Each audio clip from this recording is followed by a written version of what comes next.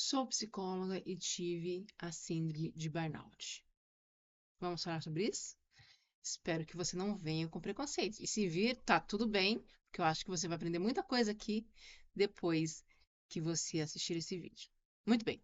Em 2011, vou começar de 2011. Acho que vou voltar um pouquinho, depois, 2000 depois eu volto pra cá, 2011 até hoje.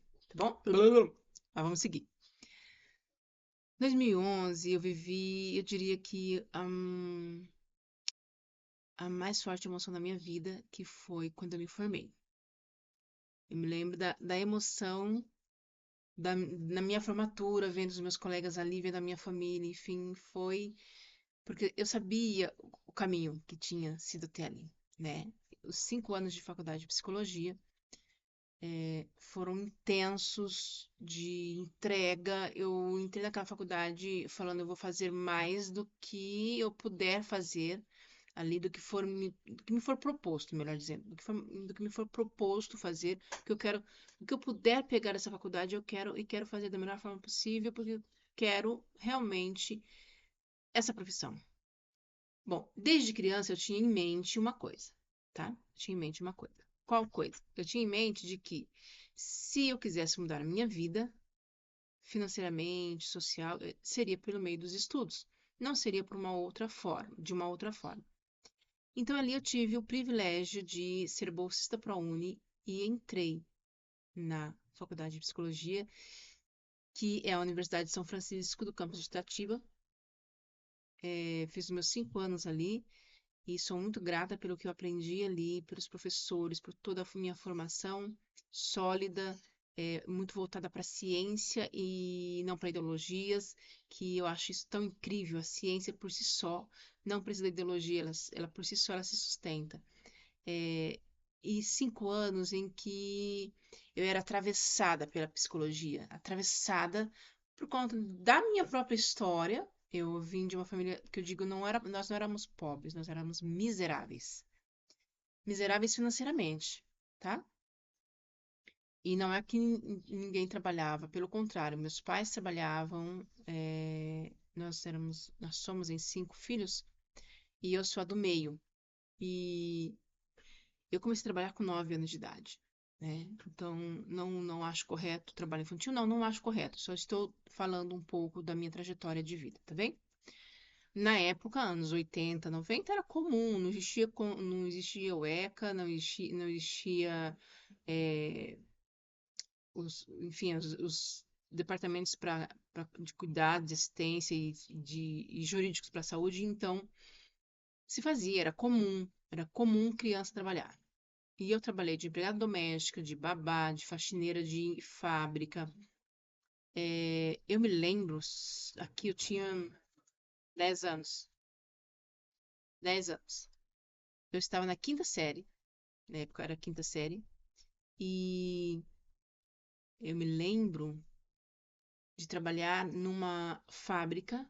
Eu estudava pela manhã, minha irmã trabalhava pela manhã, minha irmã tem 2 anos, nem 2 anos mais velha que eu. Ela ia pela manhã, ela voltava para almoçar, e aí eu já estava lá, que tinha retornado da escola, já estava em casa, almoçava muito rapidamente, eu lembro que assim, coisa de menos de meia hora, e já tinha que ir porque tinha o horário de entrar na fábrica, que no período da tarde. E eu ia com ela. Qual que era o meu trabalho? Era uma camisaria masculina na época, na cidade de Catanduva. Qual que era o meu trabalho ali? Era limpar banheiro, então eu fui faxineira, né? Limpar banheiro, lavar mesmo banheiro, depois varrer as coisas, enfim. E fazer cafezinho, e eu nem tomava, até hoje eu não tomo café. 10 anos eu sabia fazer café, eu não sabia, gente, porque eu não tomava. De todas as pessoas em casa, éramos em 8, só meu avô, minha avó e meu pai tomavam. E eles faziam para eles mesmos. Então, assim, eu não sabia fazer café. E eu me lembro que a patroa era uma professora. E ela disse: Mas menina, você tem 10 anos e ainda não sabe fazer um café? Eu falei, não. E eu me achei tão ridícula ali, como assim eu não sabia fazer café? Olha o poder da fala do outro sobre uma criança, né? Não era para saber mesmo, gente. 10 anos. Era para fazer e servir o café para as funcionárias, para as costureiras, era no tempo de folga que eu tivesse também fazer o arremate nas camisas. Então eu fui trabalhar nesse local e de manhã eu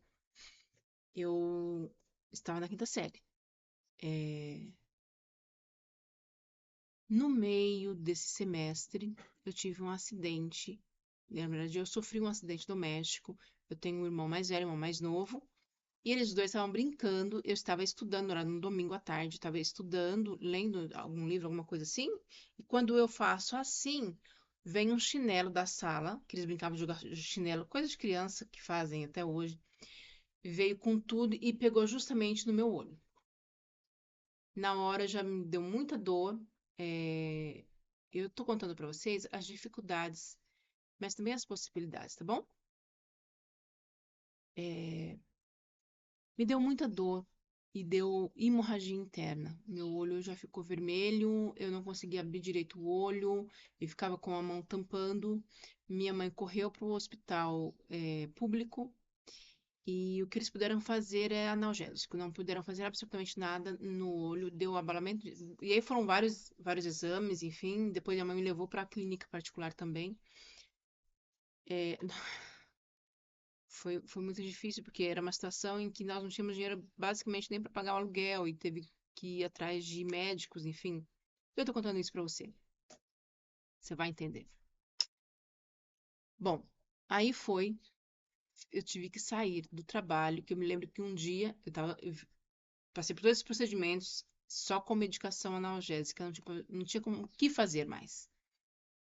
E o olho ficou tão inchado que teve que colocar um tampão para que eu minimamente movimentasse o meu olho, mas ele não tivesse o impacto da claridade.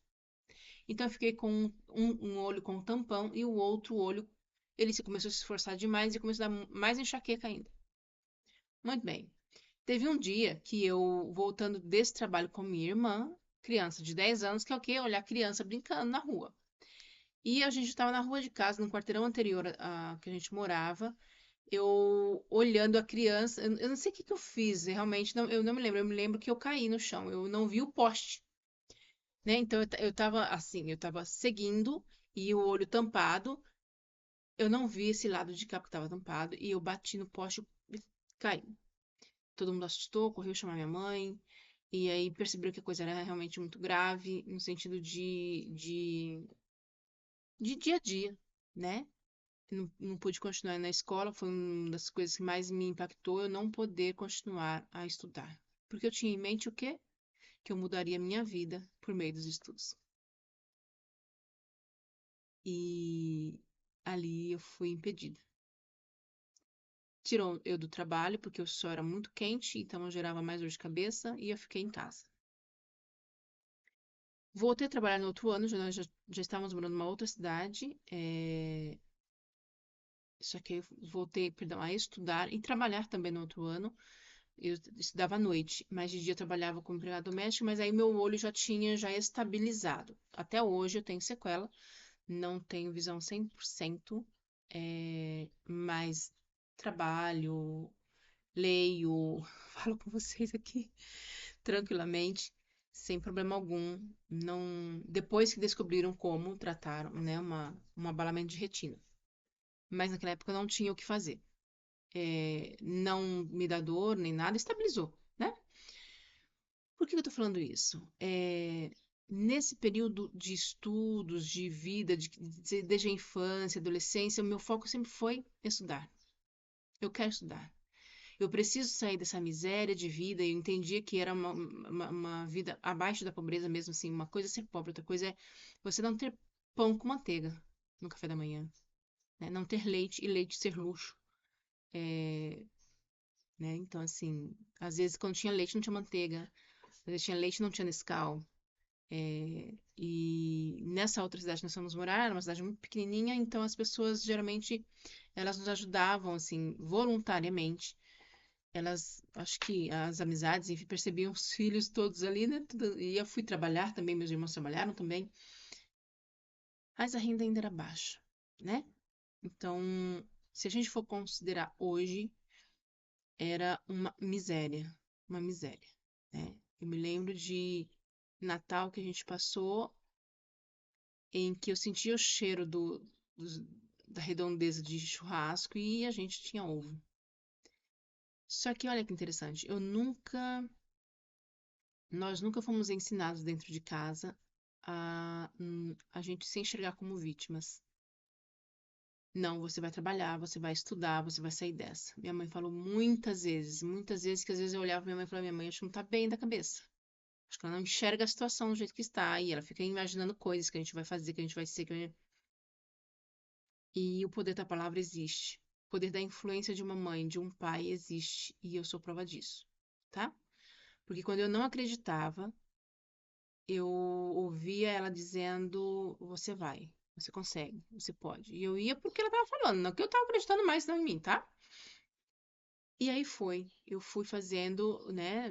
Dessa cidadezinha mudamos para uma cidade maior, e aí nos estabilizamos na cidade maior e trabalhando. Trabalhei, continuei trabalhando de empregada doméstica, babá. Isso foi até os 14 anos, que era onde eu poderia tirar minha carteira de trabalho. Sim, era o meu sonho tirar a carteira de trabalho. Porque daí eu sairia desse trabalho, que não é um problema, é um trabalho digno, porém, não traria para mim a possibilidade de caminhar rumo ao que eu desejava, que era vencer na vida por meio do estudo, e sim, fazer uma faculdade. Ou seja, quando eu fiz meus 14 anos, na semana que eu fiz 14 anos, eu fui tirar minha carteira profissional. Aí entrou uma nova batalha, que era, a maioria dos trabalhos pediam o quê? Experiência, né? Experiência para trabalhar, enfim, 14 anos de experiência. Bom, entrei no mercado, trabalhei, enfim, fui trabalhando, depois trabalhei em fábrica, trabalhei em loja, trabalhei numa universidade, que hoje é universidade, antes era faculdade, enfim, e fui aprendendo a lidar com a vida, mas esse foco, esse meu desejo, esse sonho, eu preciso romper na vida por meio do estudo, nunca saiu. Porém, havia impossibilidade financeira para se pagar. Eu falo que, assim, eu morava em São José do Rio Preto, se eu passasse numa faculdade pública na cidade, morando com os meus pais, eu não teria condições de me manter, nem eles me manteriam. Se precisasse custear somente o transporte público, não me custeariam. A situação, de fato, era muito difícil. É, realidades e realidades, né? Realidades e realidades. Mas eu sempre tive como foco, vou estudar. Enquanto a faculdade não chegava, eu ia fazendo outros cursos. Eu fiz curso de datilografia na época, lá atrás, fiz curso de informática, fiz curso de espanhol, e fui fazendo, gente. Eu fiz até de culinária, no SES, na época eu fiz. Eu, é grátis, eu posso fazer. Eu posso pagar, então vou fazer. Entende? Era isso. Eu lembro que sábado pela manhã, eu saía pela manhã, eu estudava, eu trabalhava numa fábrica o dia inteiro, das 7 às 5. Às 5 eu ia para casa, meia horinha tomava banho, ou eu comia e ia para a escola. Eu chegava em casa umas 11 e pouco da noite, isso de segunda a sexta. No sábado pela manhã, às 7 horas eu já estava no curso de espanhol. À tarde eu comia o que pudesse comer. Era comida, mas geralmente não tinha dinheiro para pagar comida. Era para eu fazer o quê? Um salgado, uma coisa, e ia para o curso de informática. Ficava lá e treinava depois, enfim. Entende? O que que eu posso fazer para mudar a minha vida? Era isso que eu tinha em mente. E eu quero provocar isso em você. Não se compare com um coleguinha. Você tem a sua vida para você criar. A sua vida, a sua história. Foca no seu desejo, no seu sonho, seja fiel a você mesmo e avance. Avance com a raiva que você sente por não ter ou por não te negar. Avance. Use a raiva para construir seu sonho, não para atormentar a vida de ninguém. Não para você se automutilar achando que você é inferior a qualquer pessoa. Não. Você não é inferior. Pode te faltar tudo? Pode. Mas você ainda é um ser humano. E existe uma potencialidade dentro de você. Seja por qual profissão, qual habilidade você queira treinar na sua vida, você queira ter, exercer, vá, foque. Talvez você não consiga dar em um passo você chega lá. Não, talvez sejam precisando de 10 passos para depois você falar, não, eu consegui. E quando eu consegui, e isso porque eu fiz, eu trabalhei numa universidade em Rio Preto, e não sei se você sabe, as pessoas que trabalham em instituições de ensino, de educação privada, podem estudar, ou seus filhos estudarem gratuitamente. E aí, eu fui. Trabalhei ali, acho que 2, 3 anos, e só então me deram uma bolsa para um curso que eu falei, tá, é o que tem, é o que vai. Administração. Quando finalizou o segundo ano, e eu estava no terceiro ano de faculdade, eles me demitiram. Sem pensar no sonho, sem pensar em nada. E é isso, a vida tem disso. Eu precisava reorganizar-me, eu precisava refazer-me. Chorar, ter o luto é válido, natural e importante, mas morar nele não. Não, isso não é vida. E fui, eu preciso trabalhar, preciso buscar um emprego, enfim. E nesse meio tempo foi quando eu falei, agora eu preciso de um trabalho e vamos ver o que a vida vai trazer. E não foi fácil, tá, gente? Foi de muito choro esse período. Foi muito choro porque eu vi ali mais uma vez um não muito gigante acontecendo na minha frente. Não, você não vai terminar essa faculdade. Não, isso não é pra você. Era a vida. Eu não provoquei aquilo. Provocaram em mim e eu precisava reagir. Contra o outro, não. Reagir na minha vida para que eu alcançasse o meu objetivo. E eu quero te provocar nisso. Não é sobre o outro, é sobre você. Isso te fortalece ou isso te enfraquece? Naquele momento parece que ia me enfraquecer. Muito. Eu me vi desmoronando. E falei, não, mas eu olhava para dentro e o sonho continuava firme e forte ali. Então eu tenho que seguir. Foi o tempo de eu me refazer. Entrei numa instituição. E aí eu comecei, e eu usei a fé, eh, pedi a Deus o que de fato aquele sonho estava fazendo dentro de mim. Por quê? Eu tinha aquele sonho e eu não conseguia realizar. Eu pedi a Deus direção. Cada um usa a fé ou o que acredita do jeito que quer. Eu uso para me entender e me entender na vida, tá bom? Entender os propósitos de Deus para mim.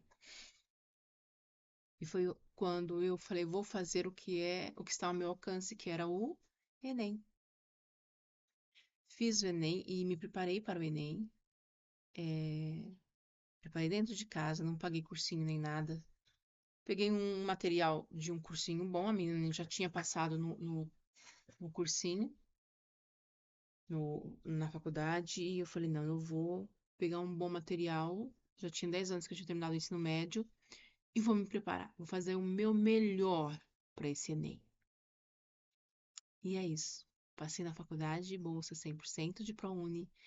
Isso não quer dizer que foi fácil. Não, não, não, não. Foi muito difícil. Eu diria assim, tem história, né? A vida não é fácil, mas é o que nos torna forte. São as dificuldades que nos tornam fortes para a vida. A resiliência vem das frustrações, né? Eu ser resiliente para a vida, para as situações que me acontecem, só é possível eu me tornar resiliente se eu não me subjugar. Ou seja, não. A vida vem, dá um baque, eu caio e fico e reclamo porque a vida deu um baque. Não, a vida vai dar um baque, vai dar dois, vai dar vários baques. Mas eu sempre posso aprender, me fortalecer, levantar e sair daquele lugar. Eu sempre posso. Eu sempre posso contar com a minha própria experiência de vida, com o que eu posso aprender com o outro, com o que eu posso cuidar em mim, ou alguém cuidar em mim, seja saúde mental. Eu sempre posso. Essa é a frase. Eu sempre posso contar comigo, seja para o choro ou para a alegria. Eu sempre posso contar comigo, seja para cair, mas também para me erguer. Eu sempre posso. Você também sempre pode. Então, em 2011, foi para mim assim, É isso. Se eu pudesse ouvir o som de uma música, eu acho que eu ouviria o som da música do Senna, sabe? Ele chegando no pódio, falando, uau, que incrível! Pois é, essa música era o que cantava dentro de mim no sentido de valeu a pena. Só que aí começava uma nova etapa que era a formação da identidade profissional. Que não quer dizer que foi fácil, mas tem a sua história. E aí eu me joguei no trabalho. Fiquei ainda um tempo num relacionamento que estava muito ruim, tinha muitos tipos de abuso. E quando eu saí, eu me mudei de cidade, resumindo, bem, de forma bem resumidinha. E aí eu realmente me joguei no trabalho, de trabalhar 15, 16 horas, 17 horas no trabalho, todos os dias. Eu precisava fazer o meu nome e o meu nome fazer o meu trabalho. Então, vamos trabalhar. Eu nunca tive medo de trabalho. E é isso. Em 2022, o burnout chegou, mas chegou com força. Ele já vinha já mostrando sintomas e eu tentando não enxergar. Já sabia que era um burnout chegando, mas eu tentava segurar a corda, falando, segura um pouquinho aí, deixa eu ir mais um pouquinho, daqui a pouquinho eu cuido de você. Mas não é assim que funciona. A síndrome de burnout, gente, é um esgotamento mental, emocional e, em alguns casos, físico. Ou seja, gera até doenças mesmo. No meu caso, afetou o sono, afetou a alimentação, afetou humor, afetou cognição, e isso vai se desenrolando, né? Vai afetando outras coisas também. Síndrome de burnout não é frescura. As pessoas da minha geração, anos 80, 90, são as crianças que trabalhavam, que entendiam que tinha que trabalhar, trabalhar, trabalhar, trabalhar. E estão chegando agora batendo burnout pelo excesso de entrega de vida para o outro, para o trabalho, para as coisas e muito pouco para si. Então, sim, essa galera da década de 80, 90 tem batido um burnout absurdo, os índices têm aumentado de forma grandiosa. E eu vou te dizer, há tratamento. Eu passei pelo burnout no nível de que eu não conseguia mais ler, não conseguia desenvolver um parágrafo para escrever, e eu tinha que escrever laudos de 30, 40 páginas, com datas marcadas de audiências. Foi algo, assim, desesperador. Desesperador. Mas é possível transformar o desesperador em esperança. É possível. É preciso fazer movimentos para isso. É preciso fazer movimentos para isso. E às vezes são movimentos pequenos, mas contínuos e graduais, né? Vai aumentando um pouco mais, que é o que dá para fazer. E foi assim. Eu fui sim para psiquiatra, fui para neurologista, a minha terapia permaneceu e eu fui então também mudando o meu estilo de vida e principalmente a quantidade de tempo que eu trabalhava por dia era absurda, mas eu amava e amo meu trabalho, mas eu precisava me amar mais, né? Por conta da história que eu vivi, a entrega para o meu trabalho, porque eu tinha essa promessa comigo, eu vou mudar minha vida pelo caminho do trabalho, pelo caminho da minha formação da educação. E quando eu tive a oportunidade, eu realmente me joguei. Só que eu me joguei, eu me esqueci de mim, eu esqueci da minha pessoa, de cuidar de mim mesma. E aí, o cuidar do burnout, né, o tratar o burnout é você buscar se encontrar. Mas se encontrar no sentido de o que eu dou conta hoje? E como eu saio daqui? E como eu melhoro minha qualidade de vida? Esse diálogo é interno. E ele não para numa sessão, não é de uma sessão, não é de duas sessões. Ele, ele precisa ser constante. Eu preciso dialogar com o meu mundo interno e não mais permitir trocar a noite para o dia, não mais encher minha agenda, porque eu preciso agendar, porque eu preciso me fortalecer enquanto profissional no meu ambiente. Não, eu não preciso, eu preciso viver. Eu preciso de qualidade.